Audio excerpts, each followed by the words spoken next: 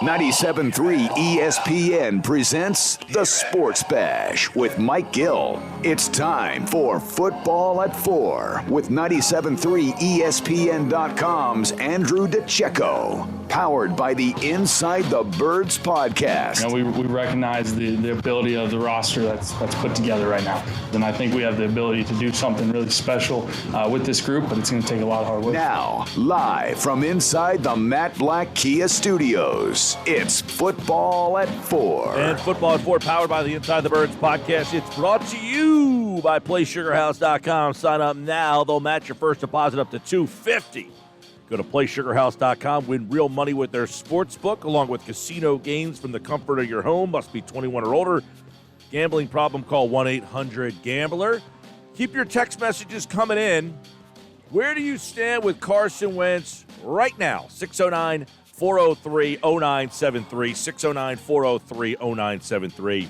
We got a lot of texts coming in with reaction. We'll read them off in just a bit. Right now, Andrew DiCecco from 97.3 ESPN.com, Inside the Birds, bring you this Football at 4 right now on 97.3 ESPN.com. Andrew has 5 observations from the loss.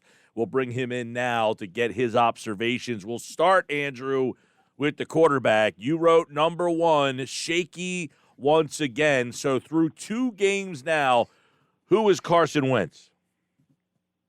Well, through 2 games, you're seeing the highs and lows of what he can do, more so the lows of what he can do. He's regressed in many areas of his game. Last week, the problem was not throwing the ball away, not checking the football down, taking what the defense was giving you. This week, it was more so misfiring, poor ball placement, not hitting guys in stride. Yes, he did have some drops in there, but it was all short passes. Last week was one extreme. It was going all for the home run balls. And this week was all, looked like the compressed offense of the past 2 seasons. So you're seeing a lot of inconsistent play from the quarterback. And yes, we'll get into a lot of the different variables that contributed to the loss, but there was the offensive line stepped up that you can't really blame them this week. This one falls at the feet of the quarterback and the defense. Yeah, you look at yesterday, definitely Wentz missed guys. There were plays to be made. There's no question about it, and he just did not make them. So, I mean, someone just sent a text message, and it's kind of interesting. He looks like a shot fighter because of all the injuries. We might never know what he could have been. Is that something that you worry about, that all these injuries maybe have caught up to him? I mean, we talk about, you got knocked out last year. You had the knee injury. He broke his ribs the first year. All these injuries, have they caught up to Carson Wentz, and it's making him look like the guy we're starting to see? No, I don't think injuries are a factor here. I don't think it's so much of a mental thing as much as it is mechanical and fundamentals that he's kind of going back to his 2016 season, making the same mistakes that he was making as a rookie. Now he's making them in year 5, which is concerning. I don't necessarily think that it has to do with the hits that he's taken and the injuries and the setbacks that he's had in that area. These are more so, things that are in his control that, not setting your feet properly, misfiring to open guys, just all these different things that are kind of, basic things that he should be able to pick up. He's a 5th-year veteran now. Now, whose fault is that? Because most of the time I look at the players and I go, you got to figure that out. Like Carson Wentz should understand that his mechanics are flawed. But at the same time, is there a coach in his ear saying, hey, you should be doing this and it's the wrong thing? Well, I don't like to speculate, but obviously when he had John DeFilippo is a coach that's going to coach. He's known for getting the most out of his players, for coaching them and riding them hard.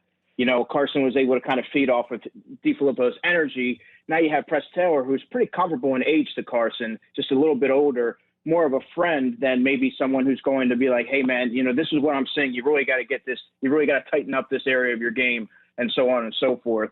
I think that could be – He's seemed to respond better to kind of someone like that's a little bit more fiery and going to dig into him a little bit more, like John DeFilippo.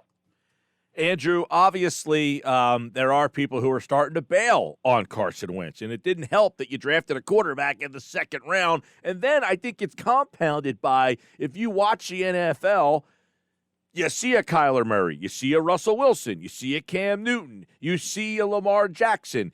You're seeing what this next wave of quarterback is starting to look like, and I'm imagining some of the fans are like, that guy you drafted in the second round, he seems to resemble what those guys did when he was in college. So do you think that, Carson Wentz is on the clock now because Jalen Hurts is here? I think so. I think that's ultimately going to be the case, but I think it's a little bit too premature now to say that. Obviously, if he goes out and has a big game against the Cincinnati Bengals, a lot of this is going to be forgotten about. But that's also not going to be a walk in the park. I just finished watching the Thursday night game that they had against the Browns, and you're going to see a vastly different Bengals team than we've grown accustomed to seeing over the past few seasons. So they definitely can't take them lightly. But I think that, if he's able to kind of piece together some games, some positive games, and show signs of the player that he was in December of last season, and even going back even further to 2017, you'll see a lot of those fans get back on board with Carson. Yeah, I want to touch on that a little bit more. Like, yes, Lamar Jackson, Mahomes, these guys are unbelievable. And Kyler Murray, it does seem like the NFL is trending that way. But Jared Goff's not that type of player. And Sean McVay sure had some creativity with that offense. So I look at Carson Wentz and I go, if he is implemented in a system similar to what Sean McVay drew up yesterday, then he can definitely be effective as well as, as long as he's actually hitting his throws, which is a big part of it. Yeah, one thing about Jared Goff is he's really begun to use his mobility more advantageously and do different things outside the pocket on play actions and bootlegs. And obviously the Eagles took advantage, or the Rams rather took advantage of with misdirection of their Eagles' over aggressiveness and lack of discipline there. Yeah, I mean there's certain things that I think if you put Carson into a certain system where he's more robotic or more so kind of programmed like a Jared Goff is, and a little bit, the coaches are on you and they're stricter on that, and they're really monitoring everything that you're doing. I think he would probably fare better in a system like that, rather than going out there freelancing, trying to play hero ball and trying to make everything happen on your own. 5 observations from Andrew DiCecco, football at 4. Improved offensive line play. That's evident. They gave up no sacks. They did lose Sayamala. He's going to be out for at least 3 weeks. He's going to be put on the injured list. Matt Pryor came in and by all accounts played pretty well. Today, Doug singled out Herbig, said that he played pretty well, getting Lane Johnson help. So the line was not the issue that it was in week number 1. And I guess, with that, it's okay. The line played a lot better, but the offense still didn't look very good. Yeah, and one thing I want to back up a second. You mentioned the offensive line. Obviously, Isaac Seumalo is going to be put on the short-term IR, so he's going to be out of commission for a while. So the pressure really is now on Jamon Brown to really get up to speed and get accustomed to the blocking concepts. If you really look at what Doug said today about Matt Pryor, it kind of really struck me. He said Pryor came in and actually did some good things. It wasn't perfect. There were some calls that he missed, and you could see him and Kelsey kind of talking after plays. That to me kind of intimates maybe that was an underlying reason for Pryor not playing. There were certain things that he wasn't grasping, that they didn't feel comfortable throwing him out there. And I do think that after a week of Jamon Brown kind of learning the blocking concepts, you're going to see him out there. But overall, man, I would say the offensive line really came to play. Nate Herbig in particular really impressed me. The entire right side of the Eagles line was much improved with Lane Johnson out there. But I mean, they held Aaron Donald to 1 tackle, and they didn't surrender a sack to the entire defensive line. That speaks volumes about their offensive line play and what Jeff Stoutman really worked to improve last week. How much of that goes on Doug Peterson's philosophy of, hey, 3-step drops, let's get the ball out quick, so there's not a lot of time for Donald to really wax that offensive line? I certainly think that played a factor, and you also got to see a lot of short passes. They were working shorter routes and screen passes and some of those things that were mixed in that really weren't a part of the game plan last week. However, yeah, there was time for him to take some deep shots. Deshaun Jackson didn't get a target until the third quarter, which is asinine if you ask me. He's their most explosive weapon on offense. I felt that they went from one extreme to the other from week to week, and there needs to be a better balance there because, yeah, he got the ball out quicker, but the offensive line held them at bay and long enough for Carson to take some deep shots down the field. And you put an emphasis on speed throughout the entire offseason. And then you go to yesterday where the offense really resembled the offense that would consistently stall last season. It was very compressed. Let's go to number 3 on your observations, and this one could be really broken down a lot, and it's the linebackers. We've talked about the linebackers all offseason. We knew they were a problem. Yesterday, big problem. And it looked like the Rams really game planned for that. They said, look, what's the weakest spot on the field? It's the linebackers. What kind of game plan can we put together to really highlight how weak they are? And they really executed that to perfection. Well, actually, to me, the game plan, the offensive attack this week for the Rams was relatively simplistic. I thought that they showed a lot of what you already expected going into the game. There's a lot of play action. There's a lot of misdirection and bootleg from Jared Goff. You heard what Jim Schwartz said earlier in the week that he noted that Goff was using his mobility more advantageously. And then what really struck me was Rodney McLeod after the game when he came out and said, no, this is exactly what we expected to see.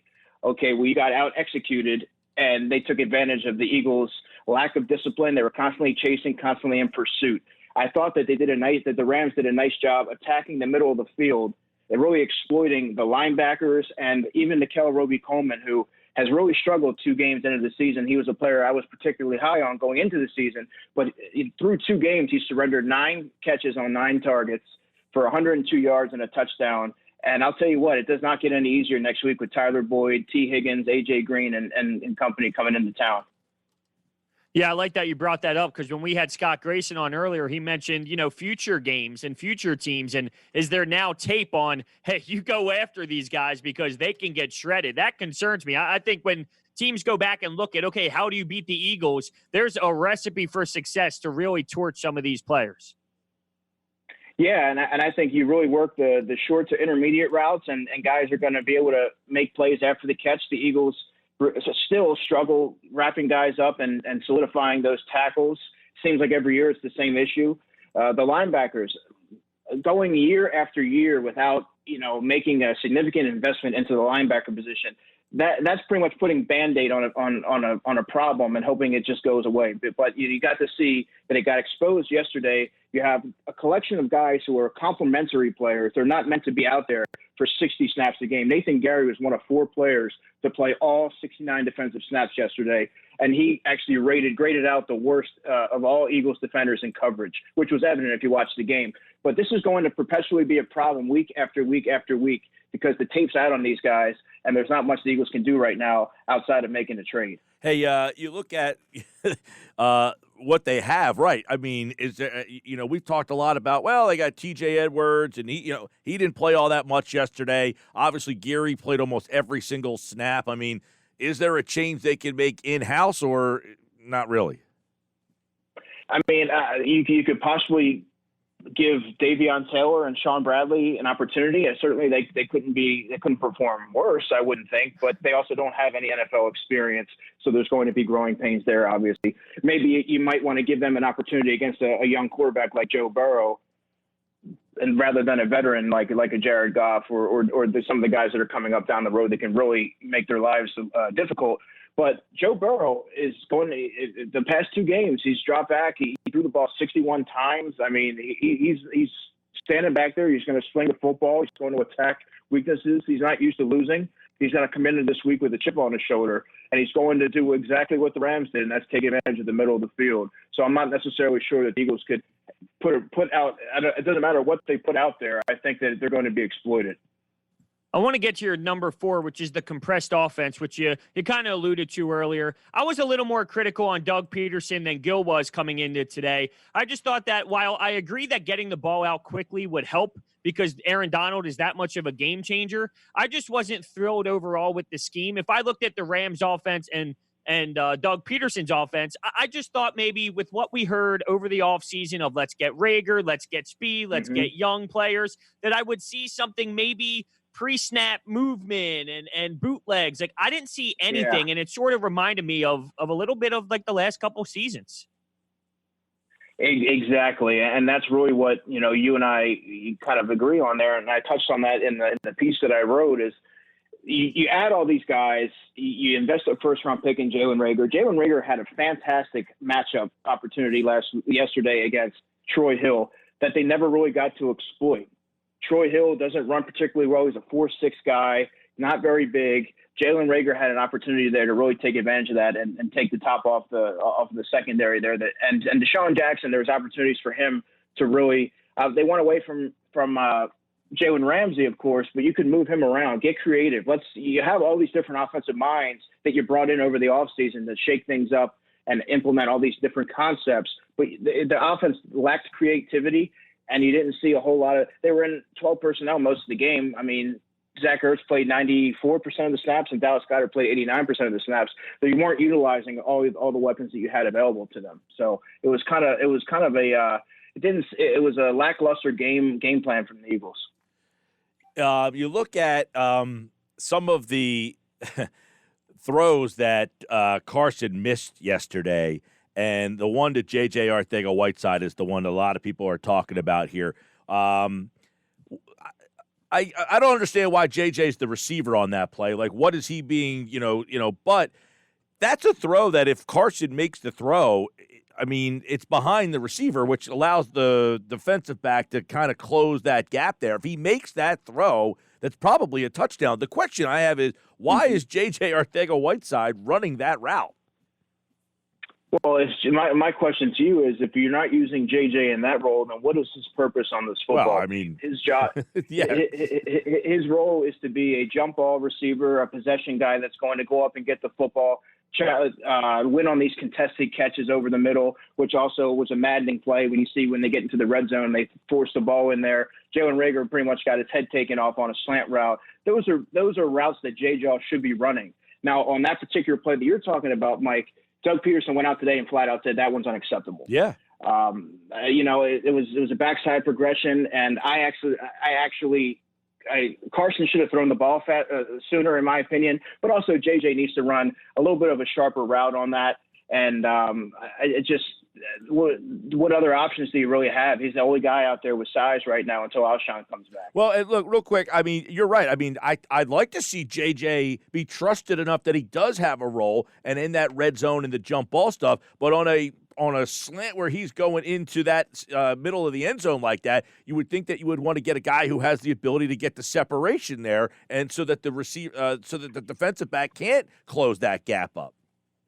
Yeah, I would counter that and say you need a bigger receiver on that. They can use his body to shield the defender and attack the football, attack the catch point in the air. And that's really what JJ's role is, because if you're not going to, like I said, if you're not going to use him in that role, he's not a burner. He's not someone that's going to pick up yards after the catch on these screen passes. He dropped the ball earlier on a slant. I mean, what is his role? Like, what are we doing here? Yeah.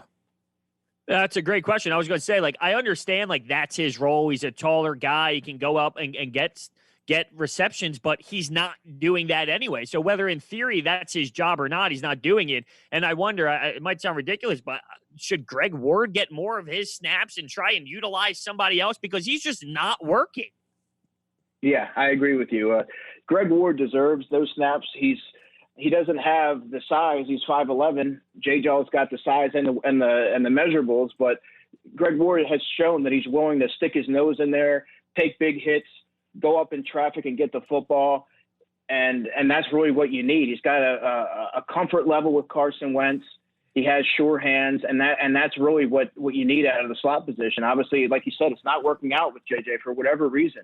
For many reasons, it's not working out with JJ. And I think those snaps that you're giving to JJ, they should be given to Greg Ward, a player who's really proven that he can be an asset to an offense. Let me ask you about Rodney McLeod's comments, who said essentially, we were prepared. Everything they did, we saw all week in practice. So a lot of people, and if you thought that you watched the game and said, man, this defense looks really underprepared. They look like they have no idea what's going on. Rodney McLeod saying, nah, we saw all of this in practice. So what do you make of that? Well, that comment right there was pretty terrifying, honestly, if you look at it, because like you said, they looked unprepared. They came out flat. They don't make quarterbacks think. They're a very simplistic defensive scheme. They don't attack the quarterback. They don't send a lot of guys. They're not an aggressive and attacking defense. They were constantly chasing and pursuing all game. They always had their backs to their receivers. They knew what was coming, but they couldn't stop it. And that comes to lack of discipline, lack of gap control on running plays, and they were just fooled by misdirection. And that's concerning because the film's out, the blueprint's out on these guys. And guess what the Bengals are going to do? They're going to do their approach is going to be very similar to what you saw on Sunday. And every other team for the rest of the season is going to attack the Eagles the same way. I want to get your thoughts on the defensive line. You would hope that with all the money put into that line that they would be able to get more pressure, no? Yeah, that's another area of the laundry list of things that have gone wrong with this team is you really haven't seen. I mean, yes, on paper they have the strongest defensive tackle trio in football, but that really hasn't materialized on the field. Granted, Javon Hargrave came back yesterday, but you weren't seeing the same penetration from Malik Jackson. Fletcher Cox hasn't really looked like himself over the past 2 weeks. Brandon Graham, he's been inconsistent. Derek Barnett's just came back to the lineup. The defensive line really hasn't gotten the pressure that we anticipated. And Josh Sweat, who as good as he's been, he's not meant to, and Adam and Jeff have outlined this terrifically on Inside the Birds, he's not meant to play 48 to 50 snaps like he has been. He's a rotational defensive end. He's had a history of knee injuries. And, you don't want to overuse him early in the season because then, you effectively run down your best pass rusher that you have. All right, Andrew DiCecco, let's, you got, Cincinnati coming up. Then you got a gauntlet of games with San Francisco, Baltimore, Pittsburgh. You got another tough stretch later on. 2 games, obviously, a lot of problems. Fixable, or has this got the look of a team that's ready for a long year? Well, I think it's going to be a team that's going to be in for a long year. And when you look at depth concerns at outside corner, obviously, you don't have a guy. I mean, they dressed Trevor Williams yesterday, who they released multiple times. I mean, that's where they're at the outside corner position. I'm not sure how much better a Will Parks makes the secondary. Obviously, getting him back will certainly help. Jalen Mills wasn't on his A game yesterday. He looked a little lost out there. He contributed to a lot of the big plays that were coming over the middle. The linebackers, you're not going to find anybody out there that's going to get that's going to make this group infinitely better. This is kind of what you have outside of a trade. So this is what you really have to work with. Outside of making some big moves here at the trade deadline, these are areas these are deficiencies that are going to continue to rear their head throughout the season. Yep, and obviously it's funny. You're looking around the league, you see guys like Rasul Douglas graded out as the 10th best corner in football. Ronald Darby, 13th best corner in football this week. Darius Slay in the 50s. Roby Coleman, I think it was 98. So you had some guys leaving and doing better jobs elsewhere. So it's a very frustrating first 2 weeks. Hopefully they can get some things together. But I kind of agree with Andrew right now. Things are starting to slip quickly out of control. The division is pretty bad. But, again, we said coming into the year, thought Dallas was the more talented team. That just, Philly had the continuity with the coaching staff where Dallas was going through the new coaching and all that stuff. And I thought that might have been just enough to kind of put a little check mark in your direction. But that doesn't seem to be the case right now. No, and that's another thing, Mike, that kind of really puzzled me when you listen to Doug talk. He was very quick to kind of, I don't want to say blame, but he really looked to the shortened, abbreviated offseason as to the continuity issues and the lack of timing and this, that, and the other thing. But every team is in this position. And when you look at the 2 teams that they lost to, the Washington football team, they have a completely new coaching staff. The Rams yesterday, they have a new offensive coordinator in Kevin O'Connell and a new defensive coordinator in Brandon Staley. Those excuses don't really – they're kind of just they are what they are. They're hollow excuses. Yeah. And you know what I mean? Like every team's in the same boat. So, I mean, these are going to be problems that I think are going to be here to stay, unfortunately. All right, Andrew DiCecco at DiCecco NFL. Check out his observations right now at 97.3 ESPN.com. All his Eagles coverage as they get ready for the Cincinnati Bengals, and you can hear the game only right here on 97.3 ESPN. All right, Andrew, we'll talk to you tomorrow. You got it, guys. Have a great day. All right, Andrew's back tomorrow with Football at 4, which, of course, is brought to you by PlaySugarHouse.com. They'll match your first deposit up to $250.